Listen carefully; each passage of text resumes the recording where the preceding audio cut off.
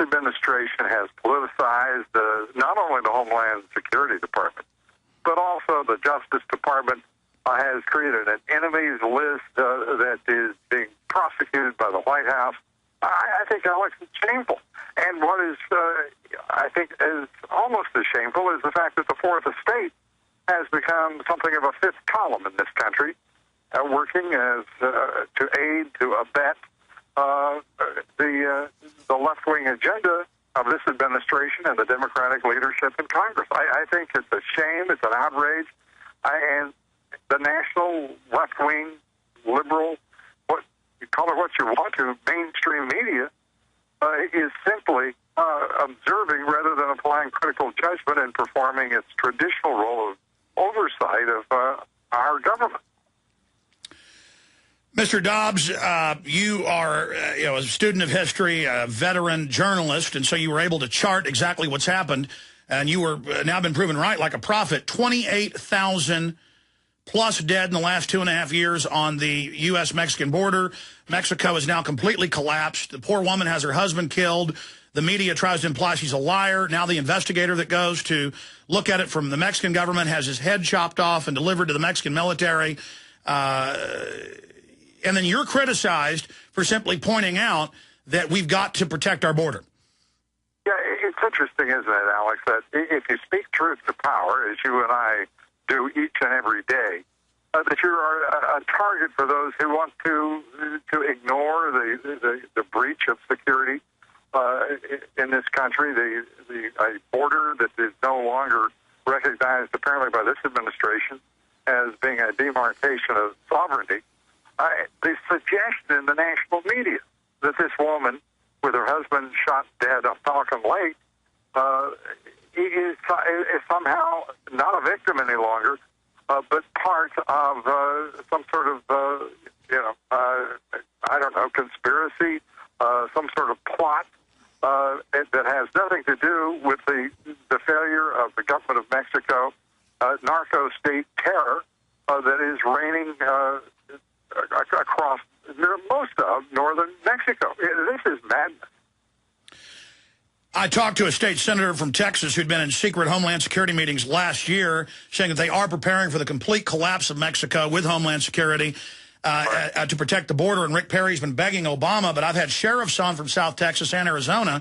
I know you've seen also them separately in the news, where they've asked for more funds, and instead of more funds, they've actually had their funding cut, and now they've pulled the Border Patrol back 10 miles on the Arizona border. 80 miles in, as you know, they've put up signs telling people don't go down this road, don't go in this national park. We're really ceding areas now to the Mexican drug cartels and the Mexican military involved with them in many cases, so that the La Reconquista is here. Yes, and Alex, as you point out, that again, that moving the Border Patrol back, putting in a few hundred National Guardsmen to support a Border Patrol that is demoralized and not adequately deployed for the apprehension of illegal immigrants in this country. People need to understand that Felipe Calderon may have had something right and has not been given credit for it. Because Felipe Calderon, a year ago, said corruption is not only a problem south of that border with the United States. That comment went with almost no real serious coverage in the U.S. media. But there has to be an understanding amongst the American people that this level of corruption that we focus on in Mexico is being now met on our side of the border. There is no other way, when all else fails, look the cause and effect, as my father always taught me. And there is a reason that these borders remain wide open. There is a reason that illegal immigrants continue to cross over the border. There is a reason that Mexico remains the principal source of methamphetamines, marijuana, heroin, and cocaine entering the United States. And we have a national media that doesn't even want to ask the question, why? Because the big banks in the U.S., as has come out in Bloomberg and Reuters, have admitted in federal court they are laundering billions and even buying aircraft for the drug dealers. no way in the world in which anyone in business or finance in this country could not understand that they have to have the implicit acquiescence of a financial system to move the billions and billions of dollars required to both supply and provide and buy all of these illegal drugs. We have been waging a war on drugs, and this superpower, the greatest economy on the face of the earth, the greatest democracy, hasn't been able to win. Now is the time to ask why. And the reason, the answer, in my judgment, lies in one word: corruption. Absolutely. Lou, we were very honored to have you. You have a very busy schedule, but we got you on about 14 minutes late. I apologize for that, Alex. I apologize profoundly. I hope that you'll let me, if you will, make that up to you in any way I possibly can. Oh, no. No, sir. You're gracious. Just because I didn't get a chance to talk to you before we went live, I just have to ask you on air. We got to take a break in about 9 minutes. Is there a way to keep you to 40 after? You betcha. Sir, thank you so much, because I just want to make sure I can get to all these questions. All of this is connected. We see the mortgages, the derivatives package, the credit default swaps, China, Europe, American pensions being cheated. We now find out that there is systemic fraud. They're taking houses that they don't even have deeds to, in some cases that are paid for. All of that is happening. You had talked about this years ago. You talked about globalism killing our economy, NAFTA and GATT. Again, you've been a prophet. It's all happened, and it's the same banks laundering the drug money that are selling, all these derivatives. I mean, this is really a criminal enterprise, and as Ron Paul has said, it's either us or them. Can you speak to that, Mr. Dobbs, from, again, LouDobbs.com? If folks want to check the site out and the radio show out, can you speak to the private Federal Reserve, the globalist, the open announcements now of world government? I mean, everything's happening. Yeah, it is happening, and there is a confluence of both policy initiatives and a great deal of rhetoric to reinforce and support those initiatives. And as an example, Alex, last week, Secretary of the Treasury, Timothy Keiser, said that it's very important that we find a much deeper, broader, much more profound role for the International Monetary Fund in the currency market.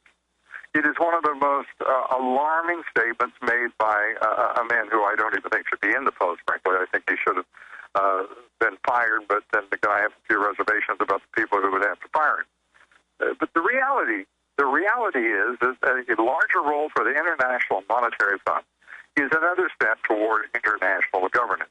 It's that straightforward. It is that simple. This is an administration committed to taking this nation in a hard left turn. If there is a doubt in anyone's mind about what this administration is attempting, they literally have not been paying attention, and they certainly haven't been listening to you or me, because the facts are overwhelming. A role for the IMF and the international currency market is an absurdity at a time when the dollar should be receiving support as a reserve currency. We are acquiescing. When I say we, I'm referring to this administration and the U.S. government, are acquiescing to the idea that is being broadly discussed and pushed in the United Nations, that there be a UN international global currency. Well, sir, which would be devastating to the United States. Absolutely, a global international currency. Well, the G20 admits, headed up by Geithner, and that they want a concerted global currency devaluation. Coordinated's their word. They said this last year. They said it this year. So this isn't really a currency war. They've made an agreement to sink all the currencies. And I'm sure you saw the Wall Street Journal last week, and Bernanke and others say, we're looking at inflation to, quote, fix the debt. That's Weimar Republic, sir. Exactly what you warned of many years ago. Can you speak to how amazing it is that they send that signal and say we want a global VAT tax on every nation to fund the very private banks that have engineered our collapse? I mean, that is global banking system taking over our society. I mean, please speak to that. I have to laugh at this VAT tax, this value-added tax, this consumption tax that is suddenly the darling of the globalists who really see in it the capacity to bring in even more private sector capital and turn it over to government, the public sector. We are in a struggle right now in this country, and I think in many parts of the world, but principally in the United States, a struggle between the public and the private sectors that will determine whether or not we, the people, are working for our government or our government is working for us. And the idea that it is somehow logical, sensible, or makes any kind of economic sense for this great free enterprise capitalist economy of ours to be further burdened with a VAT tax, which rises to 20% in some cases in Europe, in addition to the tax burden that we're already under. And this would break the back of the free enterprise system in this country, in my judgment. And it's not an accident that these folks, these advocates for the VAT, happen to be led by this administration. Well, Lou, I mean, watching George Soros, Media Matters, Outfits, and others demonize you on a weekly basis, myself, Ron Paul, and say we're lunatics making up world government. I've seen Time, Newsweek, Financial Times of London, Wall Street Journal all say world government is here. It's going to be run by the very banks that engineered the Washington Post says $600 trillion unpayable derivatives black hole. And we're just looking at what they're doing, what they're saying, and they think so little of the public that they go out and say we're crazy liars, Lou. I mean, sometimes do you pinch yourself like it's a dream or the Twilight Zone? Well, you know, like I think most Americans, I have a pretty clear idea of what this country was founded on, the values, the ideals that are critically important to the success of this nation over the course of more than 200 years. I don't believe those values and those ideals should be fundamentally transformed, as this president asked 5 days before his inauguration. I have absolute faith in this system, this political system of ours, this economic system of ours, and I think that anyone advocating a change is in, as President Obama put it, a fundamental transformation of America, had better be asking why and to what end and what would be the vision that would replace this great nation of ours. And why is it that this administration is so utterly committed to apologizing for America's success, for American exceptionalism, at a time when we need positive leadership to drive both our economy and our financial system? If one looks at what this administration has done since taking office, decrying the economy for a brief period while it succeeded in achieving an $800 billion stimulus law, it is now running down the economy and talking down markets rather than bolstering its small investor enthusiasm, small business energy. It makes no sense. This is the most negative leadership one could have imagined from a candidate who talked about the audacity of hope and change. Well, again, folks, Lou Dobbs joins us. We're about to go to break, sir, and have about 10 minutes with you on the other side. You're very gracious. LouDobbs.com is the website. We'll also talk about your radio show and more when we come back.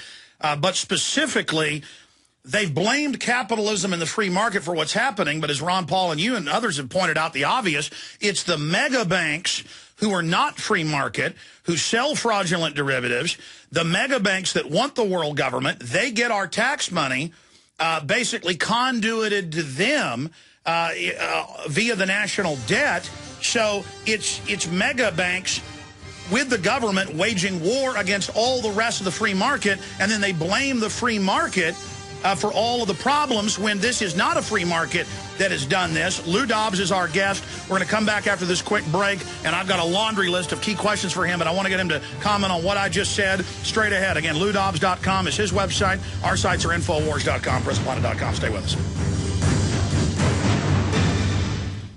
We're on the mark.